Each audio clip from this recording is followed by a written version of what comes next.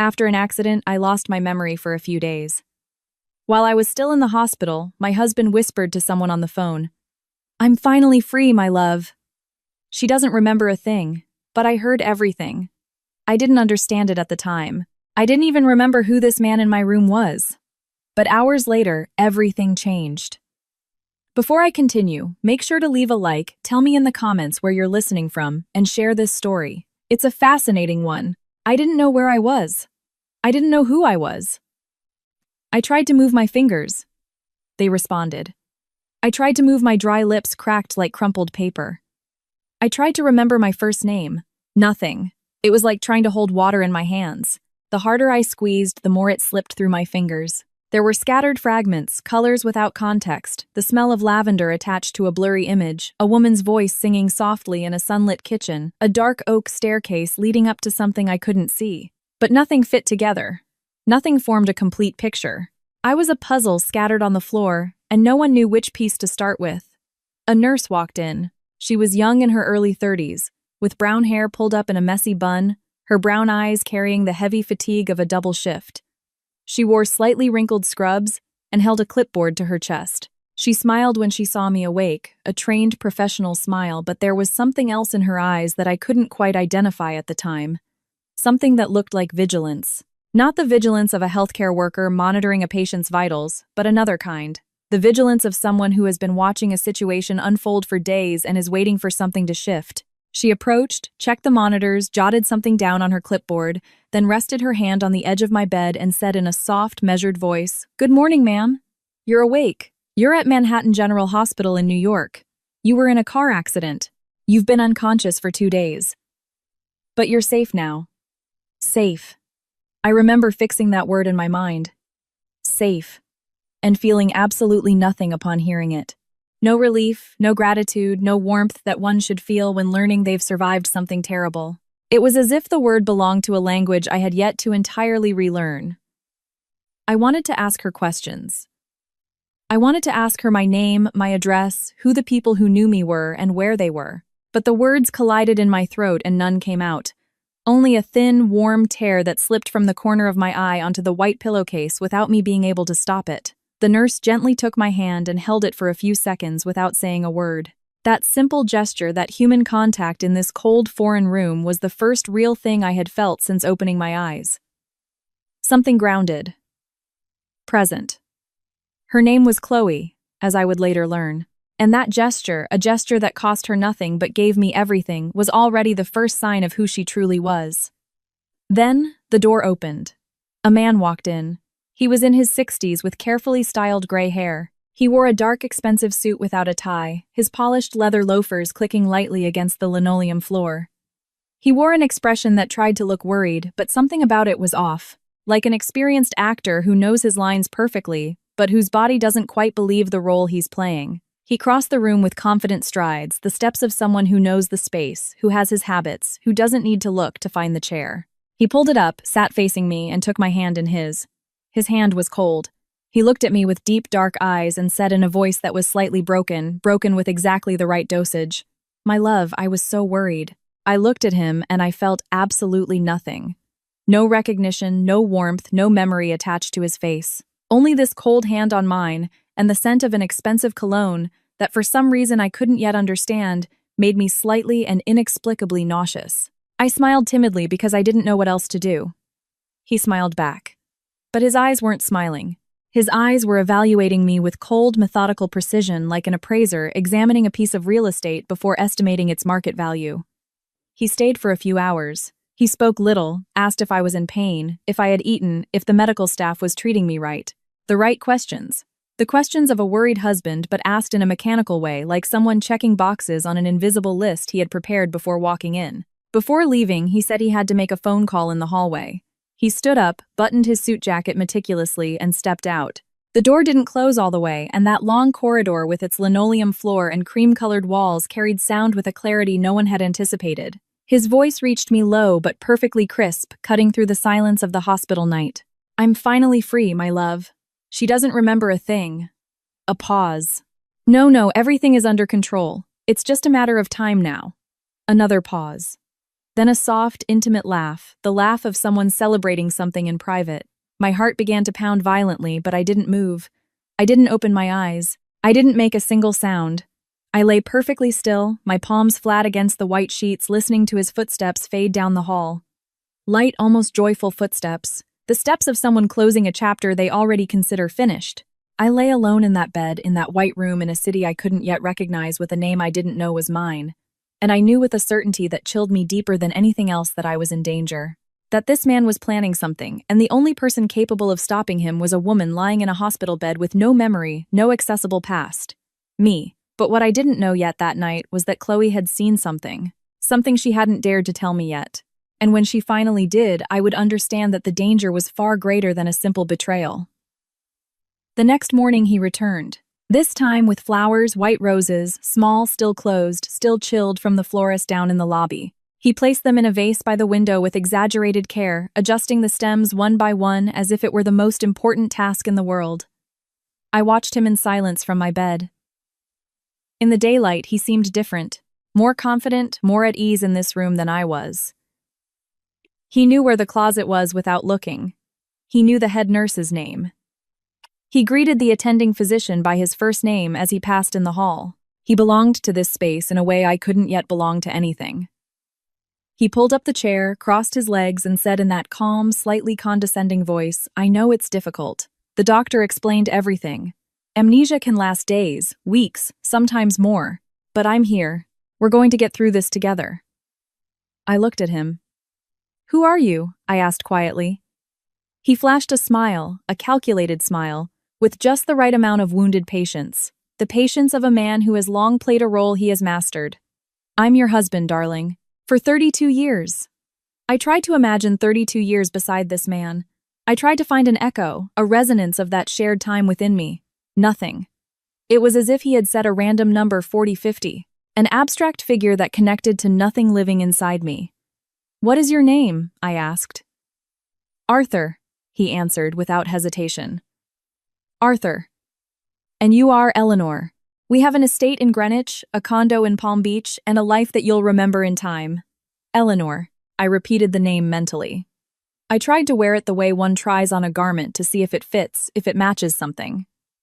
It didn't match anything yet. But I said nothing. Because the previous night in the dark of this room I had learned a crucial lesson: stay silent, observe, and wait. In the days that followed, Arthur appeared every afternoon, always impeccably dressed, always with a carefully prepared excuse not to stay too long. An urgent board meeting, an unavoidable commitment. You know how it is, Eleanor. The business doesn't stop. But I didn't know. I knew nothing of our business, our life, or what we had built together during those 32 years he spoke of as a given. And he knew that. And that seemed to suit him perfectly. He avoided touching me beyond the strict minimum.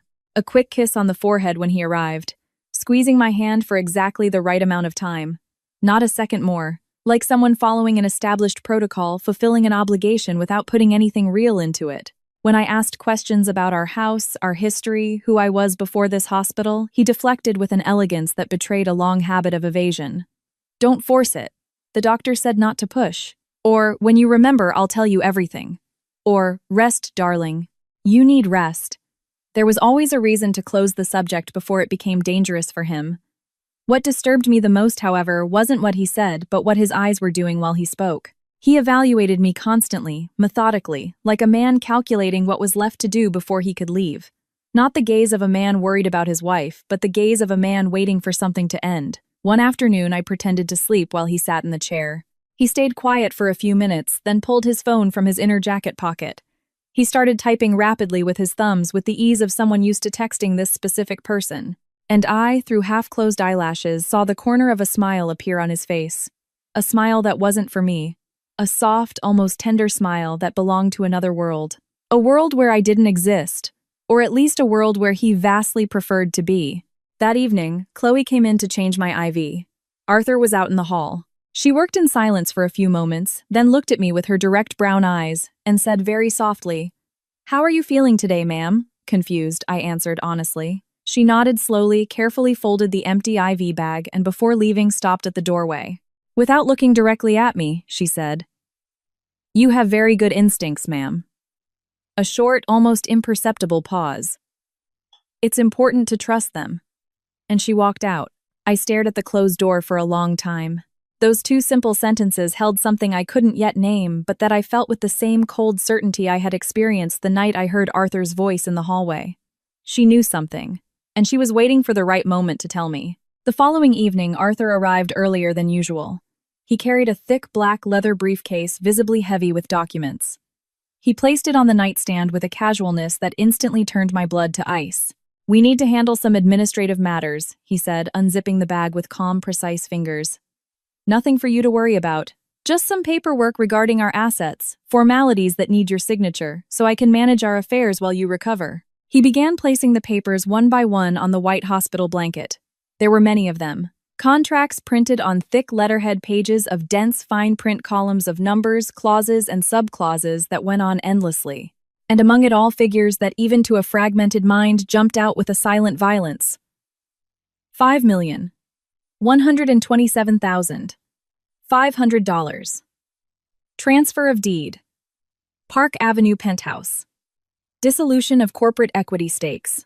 Sums that represented an entire lifetime of work laid out on a hospital bedspread as if they were simple administrative forms. "I'll come back tomorrow at 3 p.m. sharp to pick them up," he said, placing a heavy gold Montblanc pen next to the papers with the specific care of someone offering a poisoned apple.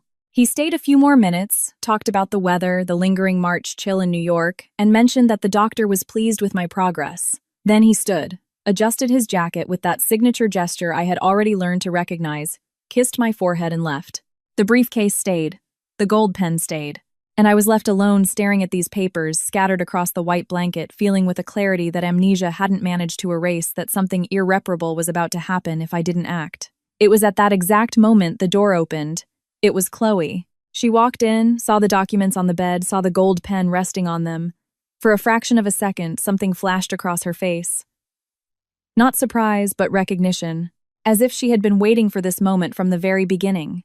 As if everything she had observed since I was admitted was leading exactly here to this room in front of these papers. She closed the door behind her, walked over to the bed, and sat in the chair. No longer like a nurse on duty, but like someone who has made a decision and picked a side. She took my hand in hers. "Ma'am," she said in a very low voice, looking straight into my eyes, "please do not sign." He had left satisfied, convinced he had planned for everything. But that night, something happened that he had never anticipated. A revelation that was going to change absolutely everything I thought I knew about this accident. I looked at her without moving, without speaking. Those 3 words hung in the air of the room like smoke that refuses to clear. "Do not sign." Spoken with such conviction that my hand, which had mechanically reached toward the gold pen, stopped dead as if held back by something invisible and firm. "What do you mean?" I finally said. My voice was low, barely a whisper. "Explain it to me." She glanced toward the door to ensure it was shut tight, leaned in slightly, and began to speak. Softly, rapidly, with the precision of someone who has thought about this moment for days and knows exactly what to say in what order and with what words. She had been on this floor for 6 years, and from the first day I was rolled into this room, something about this man had made her deeply uncomfortable. At first, she couldn't name the unease. It was an intuition. The kind of intuition that years on a hospital ward teach you to cultivate and never ignore. That specific sense that distinguishes genuine grief from a performance. Arthur wasn't suffering. He was waiting. "He asked the doctor's questions in the wrong way," she said, choosing each word carefully. "He didn't ask if you were going to recover. He didn't ask if you were in pain. He asked if there was a risk of severe complications, if the amnesia could be permanent, if there were cases where patients in this state didn't survive their injuries." I listened without blinking. Something in my chest was slowly tightening, like a knot being pulled from both ends at once. "On the 3rd day," she continued, "I saw him in the main lobby downstairs. He wasn't alone. There was a woman with him, about 40 years old, well-dressed camel trench coat, dark hair. He was talking to her in a quiet corner near the large windows." She paused. When he left, he took her hand.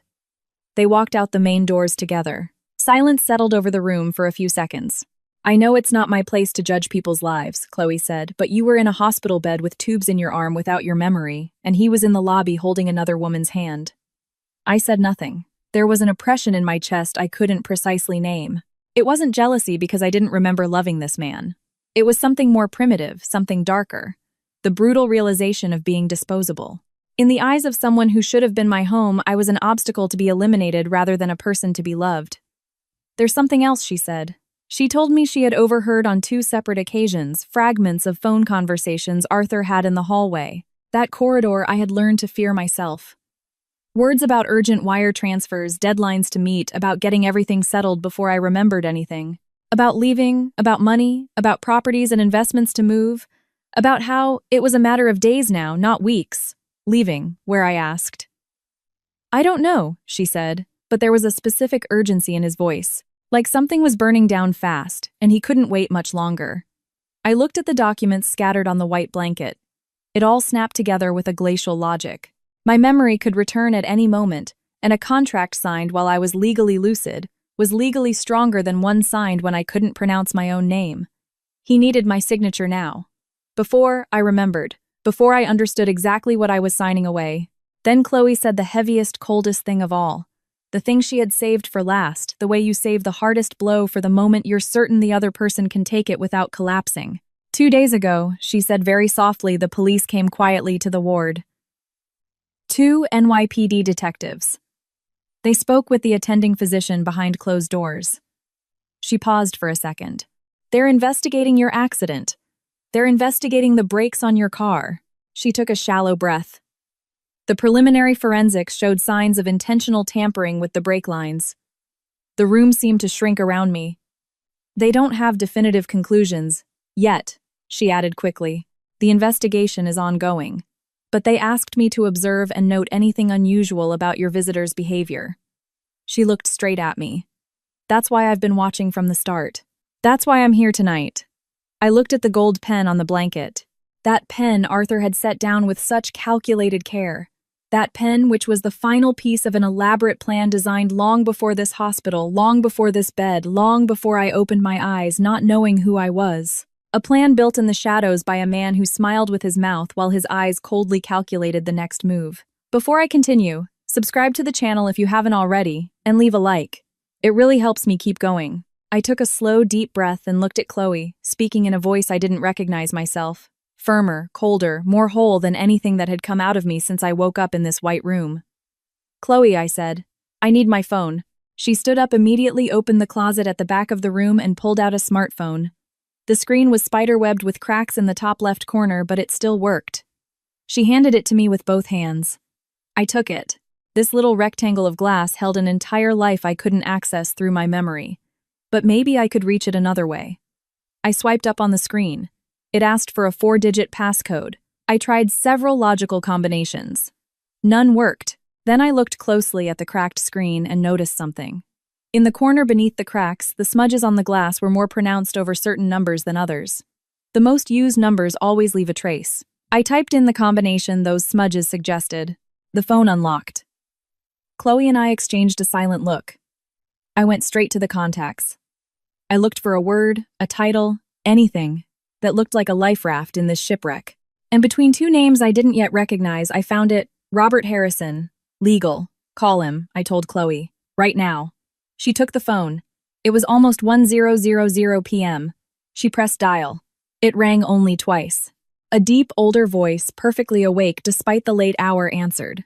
Chloe briefly explained where she was, who she was, and what was happening.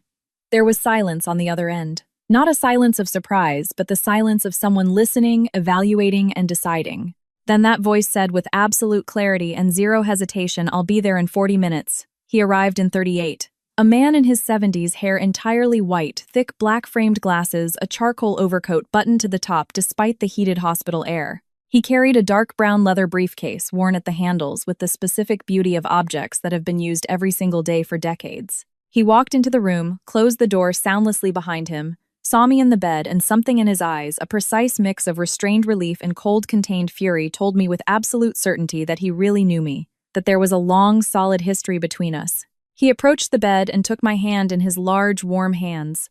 He said simply in a voice that needed no embellishment to be true, Eleanor, I am so terribly relieved you are alive. And for the first time since I had opened my eyes in this white room without knowing my own name, I felt that someone in this place was not playing a role. I had a few hours of phone with a shattered screen and a name in my contacts I didn't yet know if I could trust. But it was all I had, and it was going to have to be enough. His name was Robert Harrison. 50 years at the bar, he would later tell me with the quiet modesty of someone who hasn't needed to prove anything to anyone for a very long time. He placed his briefcase on the chair, took off his coat, and settled next to my bed with the natural ease of a man who has spent half his life in difficult rooms, sitting next to terrified people, being the one to stay calm for them. Chloe locked the door from the inside. She turned off the overhead fluorescent light and clicked on just the small bedside lamp, casting the room in a low, confidential glow that separated us from the rest of the hospital. Out the window, New York glittered in the dark, with its thousands of cold, indifferent lights. The Hudson flowed somewhere out there invisible, in this March night that promised nothing. Mr. Harrison picked up the documents Arthur had left on the bed. He leafed through them in silence rapidly with that specific reading style of someone who knows every trap a contract can hide in its margins and subclauses. His fingers turned the pages with mechanical precision. His face didn't change, but I saw his jaw clench slightly with every new page. A tiny, almost imperceptible movement that betrayed what his voice refused to express. When he finished, he took off his glasses, placed them carefully on his knee, and rubbed his eyes with his fingertips, moving with the slowness of a man choosing his words before speaking. Then he looked at me with an expression I will never forget. It wasn't pity. It was cold, perfectly contained anger. The anger of a righteous man placed in front of something deeply unjust. "This man," he said in a perfectly calm voice, "has an audacity I have rarely encountered in 50 years of practice." He placed the documents on the nightstand and looked at them the way one looks at a loaded weapon. "These contracts, signed as they are, would strip you of almost everything you have built in your lifetime. Your estate in Greenwich, the condo in Palm Beach, your equity stakes in 3 different corporations, your investment accounts." He paused briefly. "You would be left with nothing at all." I listened without flinching, and something inside me, instead of collapsing under the weight of those words, solidified. It wasn't fear. It was something harder, more determined.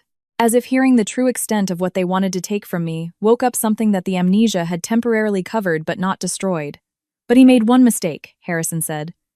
"What is that?" I asked. He looked at me with that grave, direct expression. "He underestimated who you are." Those words landed in the room with a weight I couldn't yet fully measure, but I received them. And something old and solid, something that belonged not to memory but to character, sat up a little straighter in that hospital bed. So the 3 of us began to build the plan in that dimly lit room, while New York slept outside. The first step was entrusted to Mr. Harrison. He worked for hours, hunched over the rolling overbed table transformed into a makeshift desk. What he was preparing was a new set of documents, structurally identical to Arthur's. Same formatting, same heavy legal paper, same sequence of clauses and subclauses. Chloe had discreetly brought supplies from the nurse's station, and Harrison worked with the total concentration of a surgeon. But the content of these new documents was radically reversed. Every asset Arthur was attempting to seize was now firmly locked in my name. Every investment, every property, every corporate share that was currently in his name was legally irrevocably transferred to Eleanor. He also took care to place the little yellow "Sign Here" sticky tabs in the exact same spots as Arthur's originals on the same pages in the same margins, so that someone flipping through quickly looking only for visual cues would notice no difference. A man in a hurry, a confident man who thinks he's rereading what he drafted himself, doesn't actually read. He verifies. And to verify, he looks for the markers he already knows. Then Harrison did something I hadn't anticipated, something that would prove decisive. He left the room quietly for about 20 minutes. When he returned, he told me calmly, "I spoke with the attending physician on call. He is drafting a written certificate tonight affirming that you possess the full cognitive capacity required for the validity of a legal document dated and signed tonight. This will permanently lock the only exit door Arthur could use to contest your signatures." It was the missing piece, the one that made everything else bulletproof.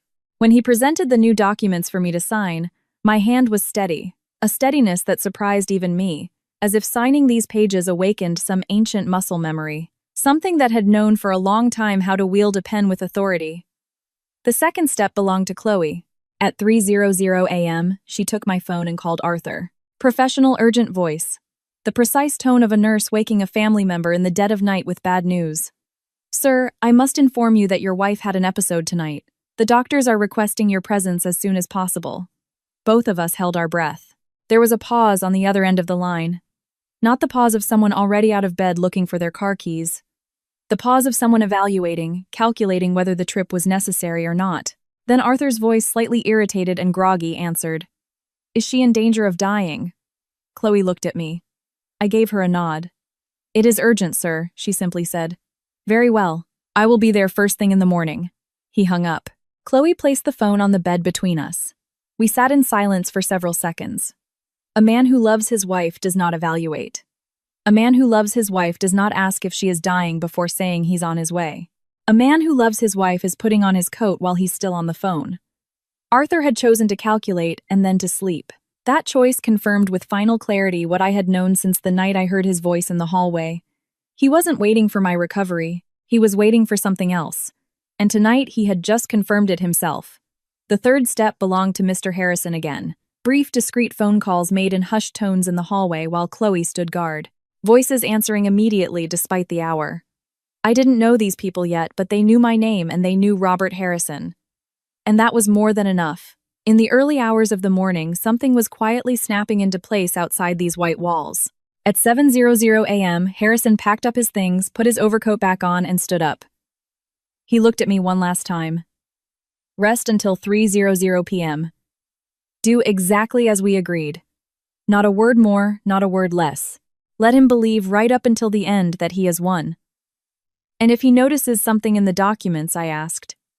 He won't notice a thing, he said, with quiet certainty. A man convinced he set the board himself doesn't double-check the pieces. Arrogance is the worst enemy of caution. He buttoned his coat. Arthur is going to walk into this room at 3 p.m. He is going to feel victorious. And every step he takes toward this bed will be one step further into the trap he helped build. He opened the door, paused on the threshold for a second without turning around. Sleep, Eleanor. In a few hours, everything changes. The plan was set, the documents were ready, but there was one detail none of us had foreseen. A single detail capable of bringing everything crashing down in seconds. And it would arrive at 3 p.m. sharp. I didn't really sleep. I dozed in short, superficial fragments. That kind of sleep where your consciousness stays right beneath the surface, and the slightest noise in the hall yanks you awake. Between those fragments, images flashed behind my closed eyelids. A sunlit kitchen with large windows overlooking a landscaped garden. A long dining room table where I always sat at the far left end. An office flooded with natural light that I immediately recognized as my own, with its stacks of folders organized in a way only I understood, yet which now seemed perfectly logical. First came nameless faces, then names that began searching for their faces. The puzzle pieces were shifting slowly, imperceptibly, as if something inside me was trying to rebuild itself without me even asking. At 8:00 a.m., Chloe came in with a tray. Toast, jelly, and some coffee. She set it on the nightstand without a word, then sat in the chair and watched me eat in silence. Since that night, there was something between us that was hard to define. Not friendship yet, because friendship takes time and we hadn't had any. But something more immediate and visceral. The solidarity of two people who had spent a night together building something in the dark, and who now knew what the other was capable of when it really counted. How do you feel? She finally asked. Lucid, I replied. And it was exactly true. A specific kind of lucidity paradoxically sharpened by the lack of memory. As if not carrying the weight of all those years made me strangely and entirely available for this single moment. I wasn't carrying the past. I was carrying only this morning, this room, and what was going to happen in a few hours. He'll be here at 3, she said. I know. She nodded, looked down at her hands resting flat on her lap, then looked up at me. Ma'am, I want you to know something. I'm not doing this because it's my job or because anyone asked me to. I'm doing this because I've seen things in that hallway since you were admitted that I couldn't just ignore. Just continuing my shift as if nothing was wrong. She stopped choosing her words carefully, leaving a woman alone to face that. I just couldn't do it. I looked at her. This young woman with her tired double-shift eyes and her quiet, absolute conviction that you can't stay silent in the face of certain things. This woman who could have closed the door that night kept her head down and decided it wasn't her business. Who could have calculated the risks to her career and chosen the comfortable silence of those who look the other way? She hadn't looked the other way. Thank you, I said simply. And into that word, I poured everything I didn't yet have the memories to express any other way. The hours that followed were the longest I had ever lived, or at least of the portion of life I could still remember. Time in a hospital has a unique texture, thick and elastic all at once, stretching out until it becomes almost unbearable. I watched New York through the window. The gray March sky that promised nothing, the water towers on the rooftops wet from the night, A pigeon sitting motionless on the opposite ledge, staring at me with round, perfectly indifferent eyes to everything happening in this room. At noon, Harrison sent a message through Chloe. 3 words written on a small card. Everything is set. I read it and closed my eyes for a second. Everything is set. Those 3 words contained an entire night of meticulous work. 50 years of legal experience condensed into a few hours. Phone calls made at impossible times.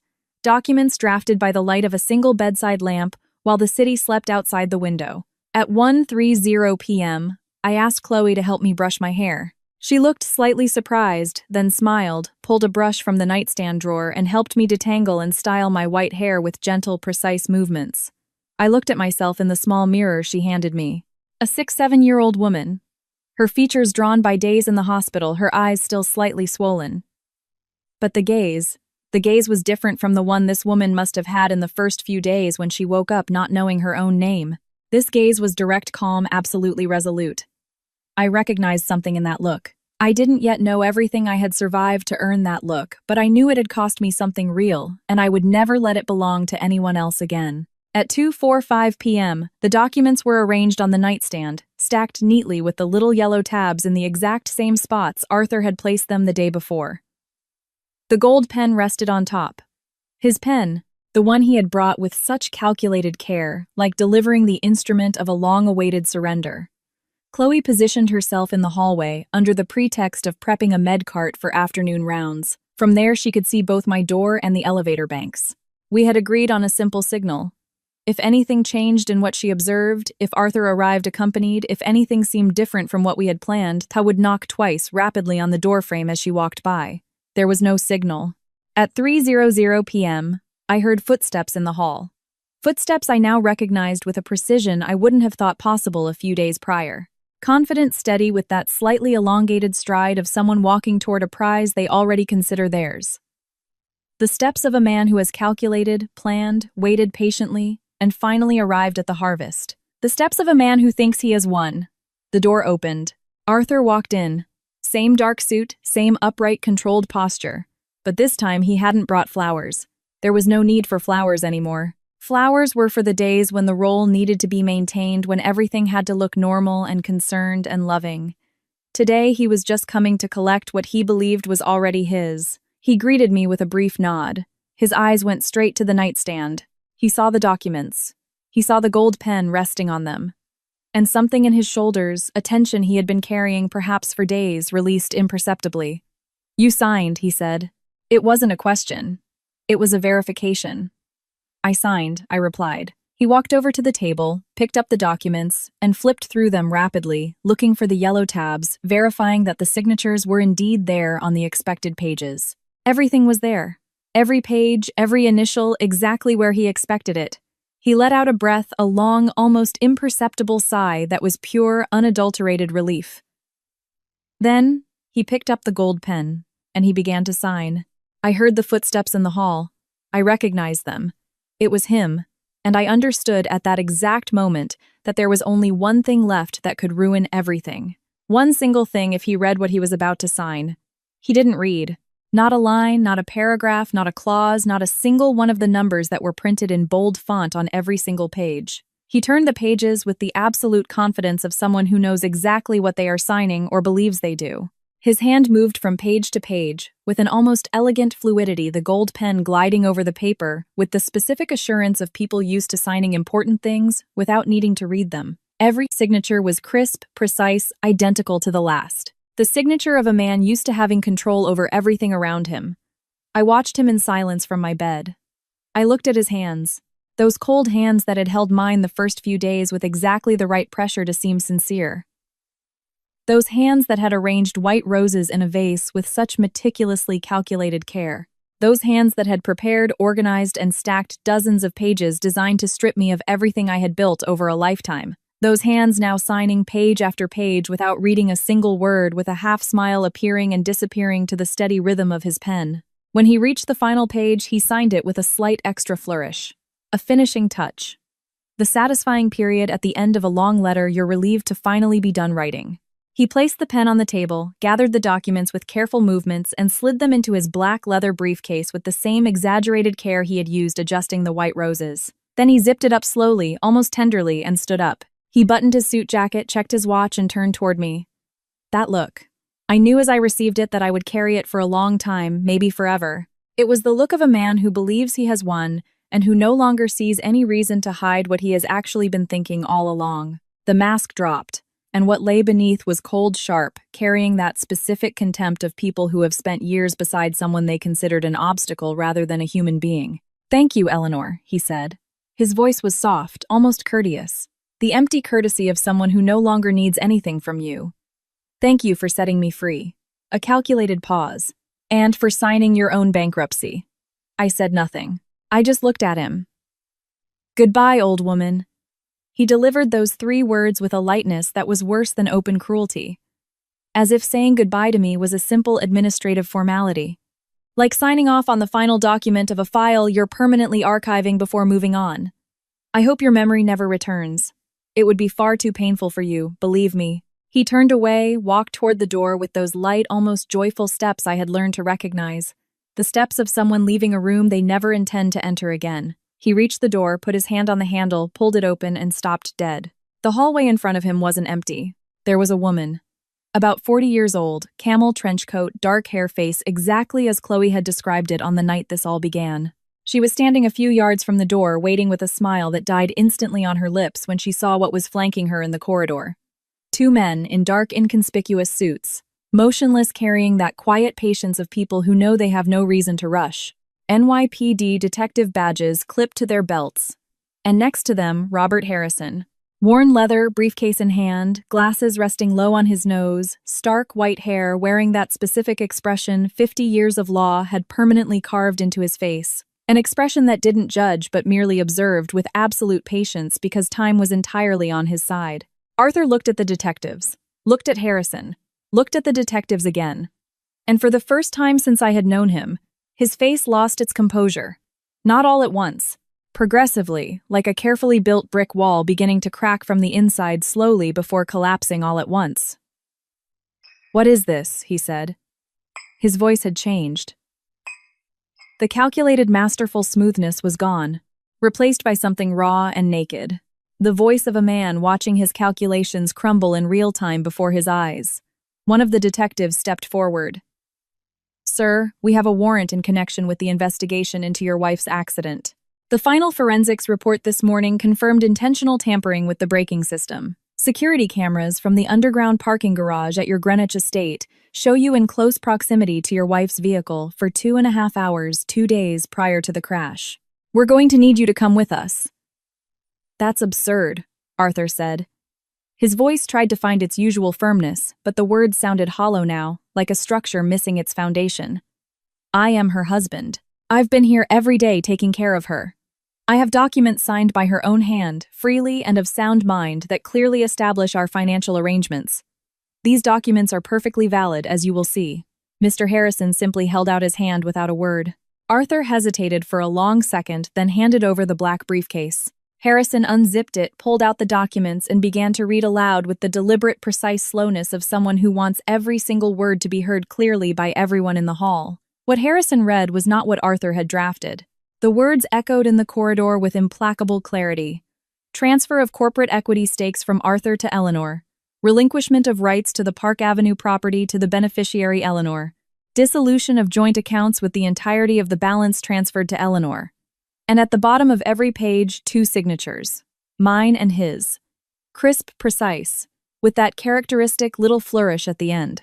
Arthur's face drained of color as the words landed. First confusion, then total disbelief, then something that looked a lot like nausea. He had signed without reading, with the absolute certainty that these documents were the ones he had prepared himself. Because why would he read what he thought he knew by heart? That certainty, that quiet arrogance of someone who always believes he's the smartest person in the room, had been the crack where everything flooded in. The woman in the camel coat, who had realized seconds before Arthur that the situation had gone sideways, took a few steps backward. But the second detective had naturally positioned himself to cut off any retreat, doing so casually, with that specific talent of people trained to anticipate others' movements. The silence in the hallway lasted 5, 6, 7 seconds. Then Arthur looked at me. I was sitting up in my bed, the door wide open, having seen and heard everything from the beginning. And he looked at me with an expression I had never seen on that face, a face so long accustomed to controlling every muscle, every inflection, every silence. Pure panic. You, he said. You didn't remember anything. I looked back at him without moving. I didn't remember my own name, I replied calmly. But I have always known how to recognize a threat. He had taken the pen and begun signing page after page without reading, without hesitation. And I had had to summon everything inside me to show no sign of what was unfolding right before my eyes. The detectives moved in on Arthur with measured, professional movements that lacked any theatrics, which made them even more final than any sudden gesture. One of them placed a hand on his shoulder gently, with the quiet firmness of someone who doesn't need to raise his voice because true authority requires no volume. Arthur jerked his shoulder away. Don't touch me. His voice had recovered a fraction of its hardness, the old reflex of someone used to giving orders, used to the world bending around him without resistance. You don't understand what you're doing. These documents are invalid. She was in an altered state. She hasn't remembered anything since she was admitted. A contract signed by someone who isn't in their right mind has absolutely zero legal standing, and you know it. Mr. Harrison slowly lowered the documents he was holding, took off his glasses, and looked at Arthur with an expression that was neither angry nor contemptuous. It was something deeper and heavier. The specific sadness of a man who has spent 50 years defending people, finding himself face to face with someone who consciously chose to destroy. You raise a valid legal point, he said with absolute calm. A contract signed by a person whose faculties are genuinely impaired can indeed be contested in court. A brief, perfectly controlled pause. Which is precisely why last night at 11:40 p.m., I had the attending physician draft a medical certificate affirming that Eleanor possessed the full cognitive capacity required for a legal document to be valid. He slid his glasses into his breast pocket with a slow gesture. That certificate is dated, signed, and on file. The documents she signed are perfectly legally binding. And yours are too. Arthur opened his mouth, then closed it. Something flashed through his eyes with a speed that betrayed his internal panic. A rapid succession of mental doors he was trying to pry open, only to find them slamming shut with irreversible precision. He turned back to the detectives, trying a new angle. The vehicle forensics. You can't prove who tampered with those brakes. The garage in Greenwich is accessible to the staff. Just because my car was parked near hers proves absolutely nothing. The first detective pulled a piece of paper from his own jacket pocket and consulted it briefly before answering. The final forensics report issued this morning specifies that the modification of the brake line required specific tools and a technical knowledge of that exact model of vehicle. We found a tool matching the striations left on the brake system inside the trunk of your personal vehicle. He looked up from the paper.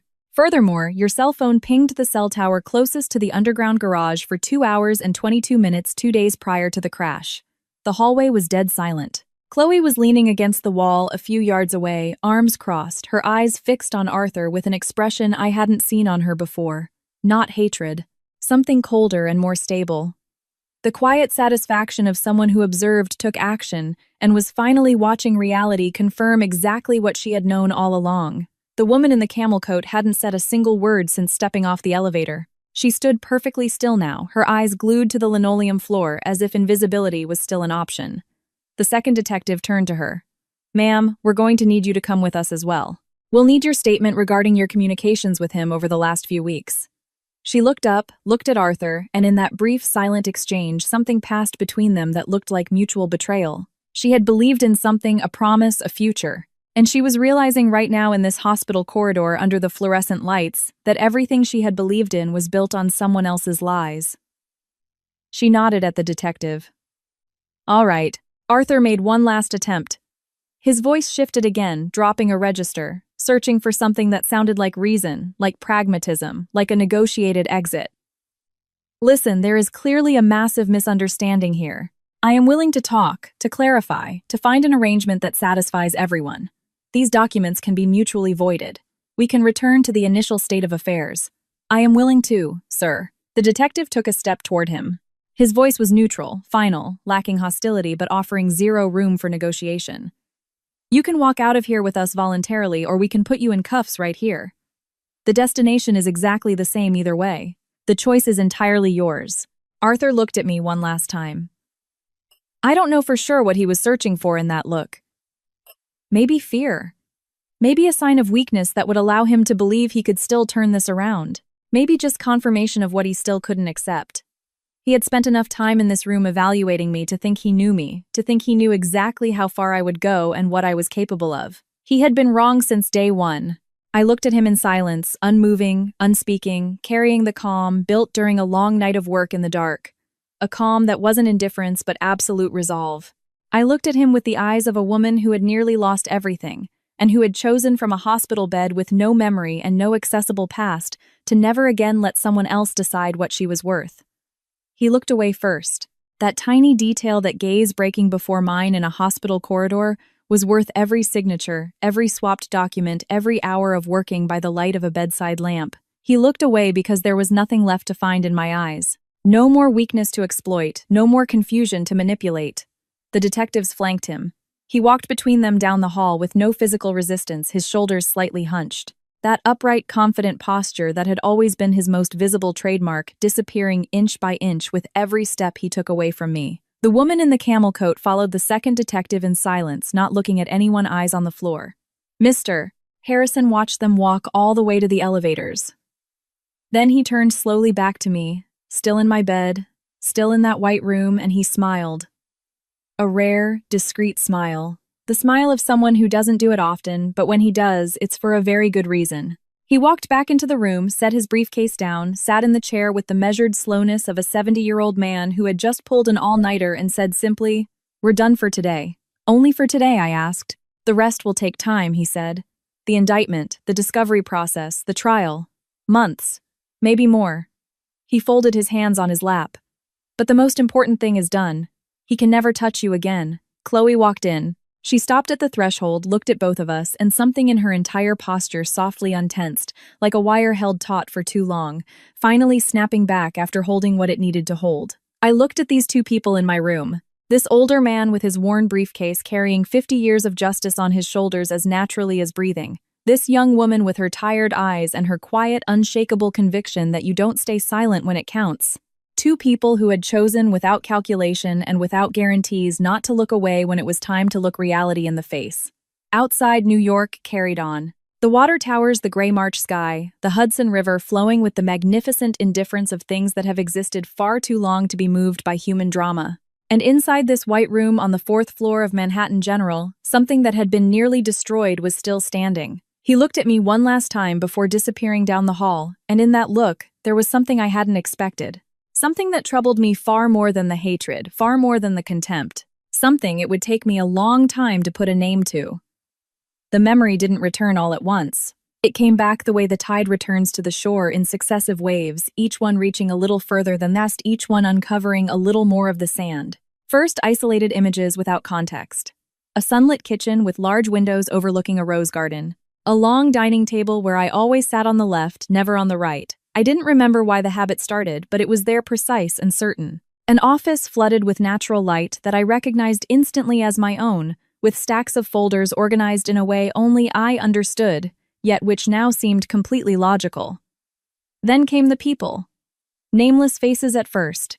Silhouettes orbiting a life I was slowly reconstructing. Then, names finding their faces one by one with that specific satisfaction of puzzle pieces snapping together after a long struggle. Colleagues. Old friends whom the years had distanced without truly erasing. A sister named Margaret who lived in Chicago and who, when I called her on a Wednesday afternoon from my hospital room, cried so hard on the phone that I had to gently ask her to stop because her tears were triggering mine and crying still. Made my ribs ache. Then came the memories of Arthur.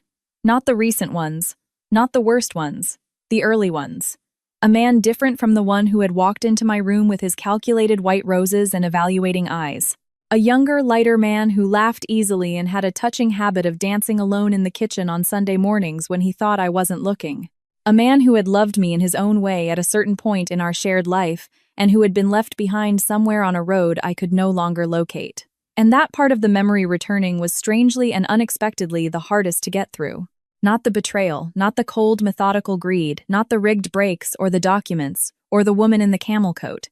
The hardest part was remembering what he used to be before he became what he was, and understanding that both things were true at the same time, that the same man could have been both.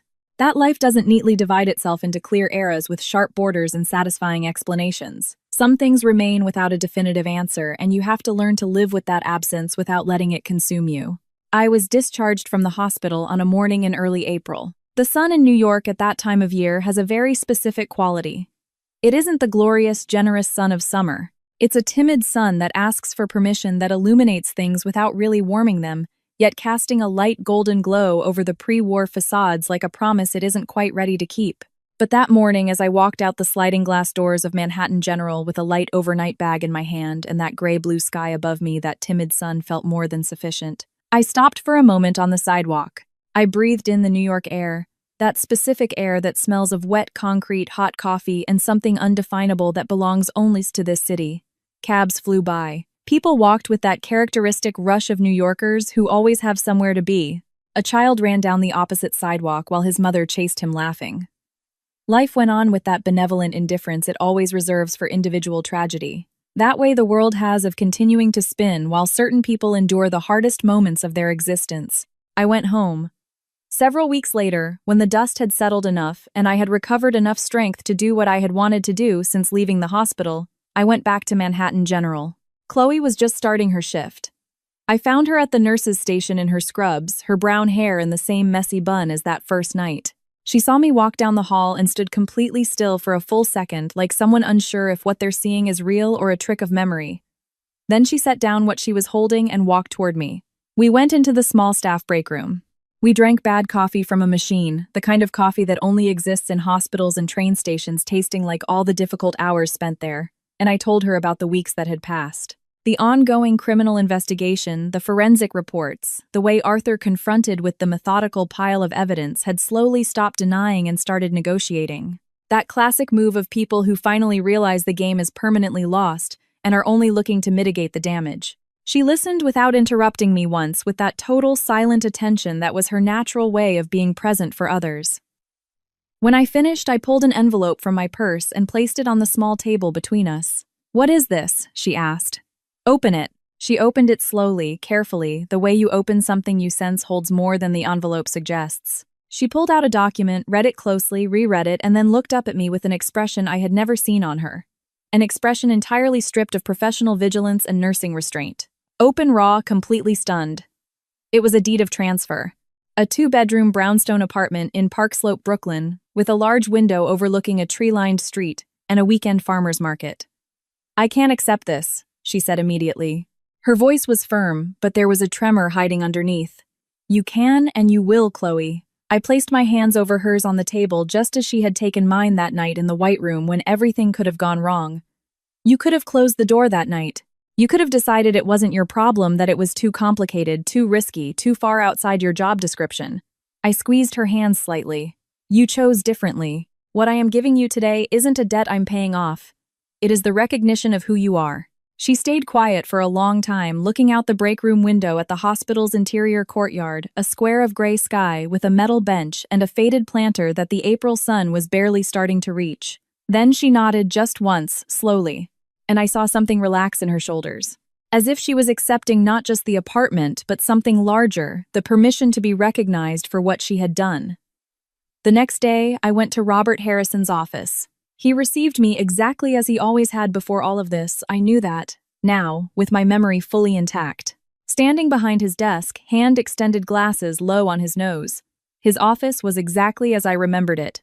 Law books stacked floor to ceiling on 3 walls, case files piled in an apparent disorder that made sense only to him. A window overlooking the midtown Manhattan skyline under that same April sun that seemed determined today to finally keep its promise. I set a document on his desk. A proposal I had spent days drafting, rewriting it 3 times until I was satisfied with every word. A formal, permanent equity stake in the corporation I had built for 20 years. Not a one-time bonus. Not a generous payout you cut a check for and forget. Real registered corporate shares written into the bylaws. The kind of gratitude that doesn't dissolve with time, that clearly says certain people walk into your life and change its trajectory forever. He picked up the document. He read the whole thing, every line, every clause. Unlike certain people, we both now knew very well. He took off his glasses and looked at me. "You know I would have done it anyway," he said, "without anything in return.